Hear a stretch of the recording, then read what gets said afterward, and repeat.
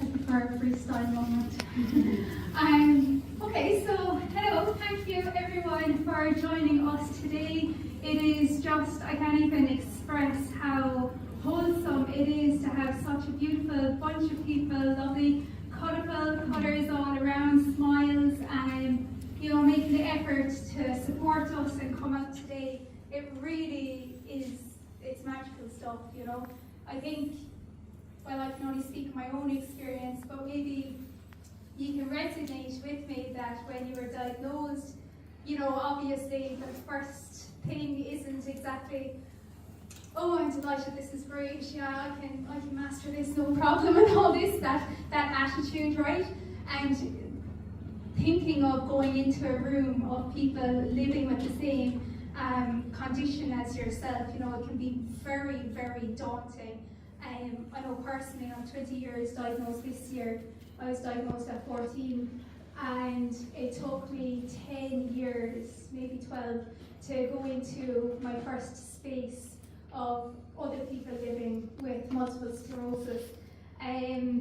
So I just commend you all, because it can be really nerve-wracking, and I know people will they know and all these thoughts.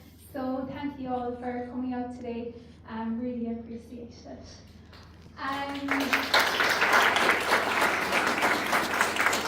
When I was preparing for this talk, I was saying, geez, a 20-year experience, colourful experience, where do I begin? And Anne Darcy, where's Anne? Hello Anne. Anne Darcy, who will be naturopath, who will be speaking after me, she simply asked me a question as we sat down to the beautiful salad. She said, what piece of information can you impress upon the people before you, that they can take away, and hopefully that helps them on their journey, if you want to call it, or if that's cringe for some, that's okay too. So I thought, wow, what's my USP, my unique selling point? And I suppose I'll just give a brief history, because I am aware, Gillian, that I'm only allowed 5 to 10 minutes, and I'm a talker, so no, but back to my journey. Let's give a brief synopsis. We can be up here and I can be here and say, yes, I was 14 when I was diagnosed. I was doing my junior cert. It was a very daunting experience. How stressful. What will I get in my grades, etc. Big sportswoman, fantastic. Next thing I noticed, I was seeing 2 balls when I was golfing and playing basketball. I was going for the wrong ball, etc. It was double vision. I think a lot of you would have optic neuritis here. You know what I mean. Great crack. But I still have that to this day when I look to the left, which is fine. But then with that diagnosis, the stories began to form. So no longer was I bubbly, fun-loving, happy-go-lucky, competitive Susan. I'm that girl who was diagnosed with MS in Tralee, and the butcher knew straight away, thanks Dad, and that knocked on to, receiving the beautiful gifts of the rosary beads and everything, and lovely intentions, but what did that register to me? That registered a new identity of MS, seeing MS first. No longer were you met with Susan, it was, how are you? Do we all get it? How are you doing? Tilt of the head. So that formed within me a story of lack of limitation. I didn't see a vision for my future. The vision I saw for my future, it wasn't bright, let's just say. It was lack, limitation, I wasn't worthy, I was unlovable. Would I ever find a husband? Would I ever have children? Would I ever be able to have a career? Would I move out of home? Would I be with my parents? Lovely. But would I be with my parents for the rest of my life? Would I always have to, anywhere I go, be assisted? Would I lead an independent life? And those fears of what's going to happen. and that anxiety that took over for too many years of my life, to the point, like I said, it's, even though I'm only 34, you know, a lot of you would look up, what does she know about life, etc. I honestly feel about 90 sometimes, but the journey that it brought me, I couldn't walk into town without someone being there. I couldn't go to the bathroom without my mother or father helping me there. Helena's gone home, I think. You know, I met her at 16 because I was in pediatrics, and my God, she's not here, is she? Is it being recorded? You know, I was going into this room with the lady with the black framed glasses, and I was, oh God, I worked myself up for weeks over it, that fear, that anxiety, right? Susan, I thought this was a wellness event. Where's the spin-off here? When is it going to turn into a happy story? You know, what can I impress upon you? I guess I changed the narrative in my head. And it took years, and it took levels of understanding. But I stand here today as someone who couldn't go to the bathroom unassisted, go into town unassisted, couldn't stand in an open space like this without something besides skating onto furniture, to finding exercise, to then choosing to become a personal trainer and seeing how much I absolutely love being strong. Weightlifting, if I'm to impress anything on anyone, weightlifting, get that strong body, right? If you fall, you can get yourself back up. She was looking at me now.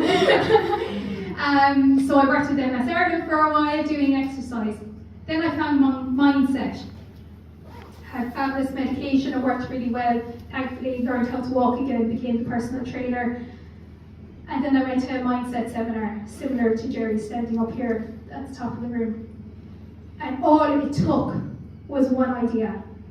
I accepted a thought that I was much more than the label that was given to me at 14, than the eyes that were staring at me all those years, that I walked with my foot up and my foot turned in, that worry, fear and doubt that casted every day of my life, even though we're all good at putting the mask on, right? Let's put the mask on. The smile. We all have it. You show up, oh, she's fine, she's grand, she's full of chat.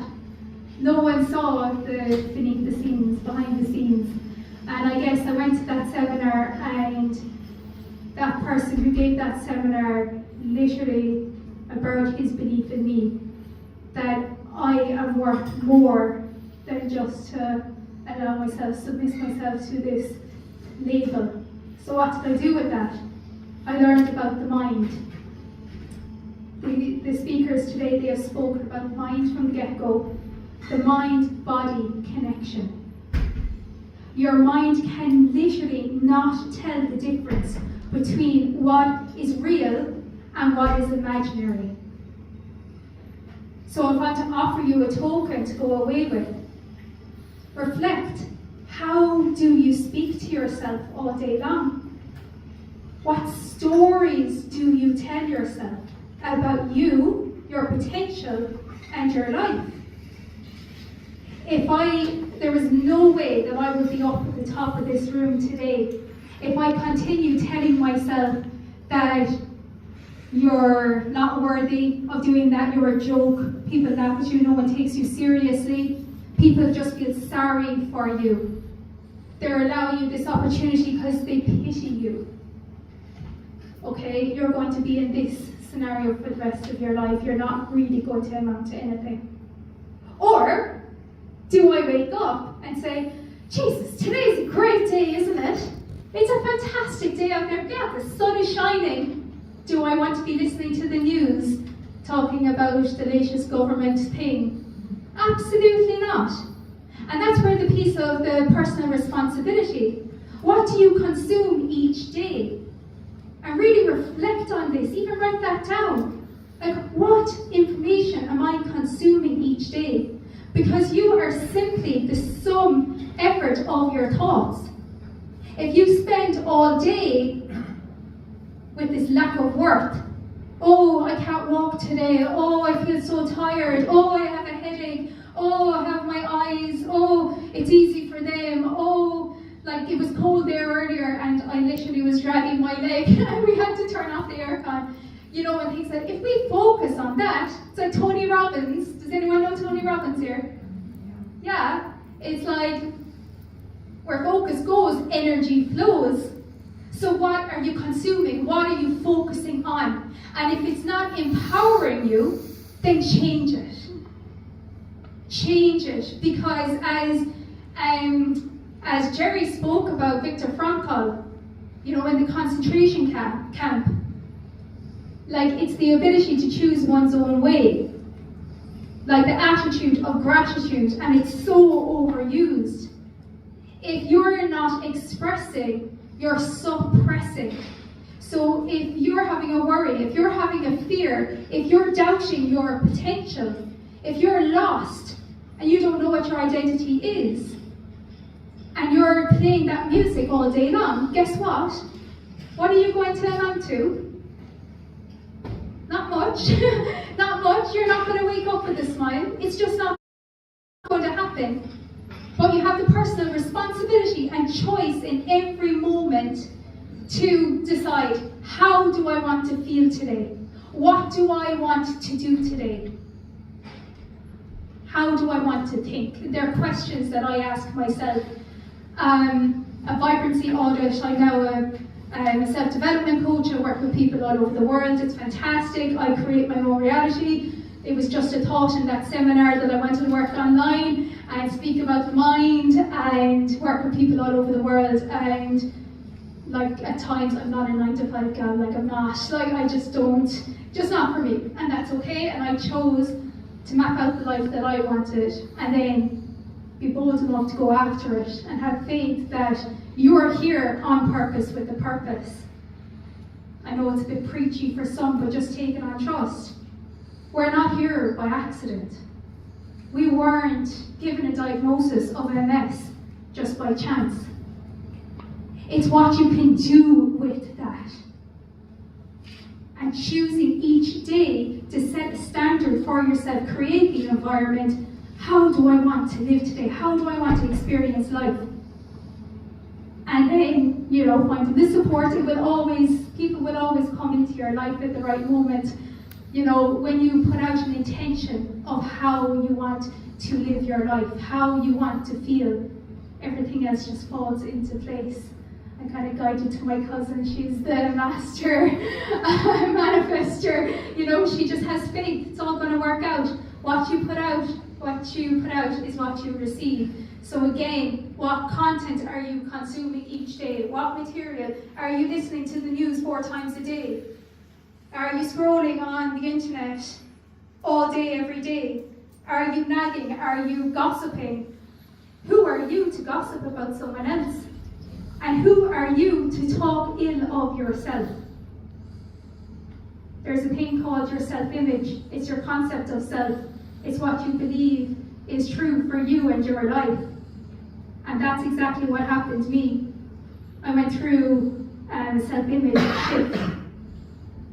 I'm no longer that girl. My sister, even at the beach yesterday, said, "Oh, remember that time, Susan?" I literally can't remember it because I choose not to. And it's not that I'm in denial. I just choose more of myself. And I say this to impress upon you, not to impress you. Just really hone into your day. When you wake up, what's your attitude like? If you get bad news, if something happens every day in everyone's life. You can't control half of it, but you can, like they said, you can control your response. And if it's not, you know, if you're not feeling good, then take it upon yourself to change it. I have a list I do with clients. It's called the vibrancy audit. So I make a list, and you can write this down if you want, vibrancy audit. So I make a list of what drains me, what people, places, music even. And then on the other side, have a list of, well, actually what kicks me up a gear, what creates this, you know, higher vibrancy within, what makes me feel good. Call Me Al comes to mind if anyone knows the song. Feel free to sing. But, put on a good music, put on a good podcast, go dance, move, exercise. Surround yourself with good people. And if you don't have, that supportive circle, then go hire someone. Honestly, the amount of coaches that I hire, because it's just not available where I am, and that's okay. And it's like, surround yourself with good people. Surround yourself with people who think high of themselves and high of their potential in life. And just because you have a label doesn't mean that you are that label. You are so much more. And like Kerry said, look in the mirror every morning. I love you. Give yourself a hug. When I did exercise class, who's here from my exercise classes? There you go. What did we do at the end? There you go. Put one hand here, and then we just hug ourselves. Sure, they were mortified, but sure, it's fine. And it's okay to be uncomfortable. If you want change, it's going to be uncomfortable.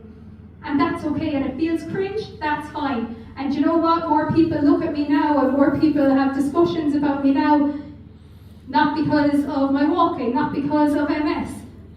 Oh Jesus, there she is again, the positive one, And that's fine, I can take that, that's grand all day long. But look, the last thought now, I'll wrap it up, Julian's turn. My last thought is surround yourself with good people, make good choices for you, and remember, you are loved, you are worth love, and you are worthy regardless of whatever the hell anyone else says. It's your truth that matters. Okay, talk nice to yourself, be kind, give yourself grace.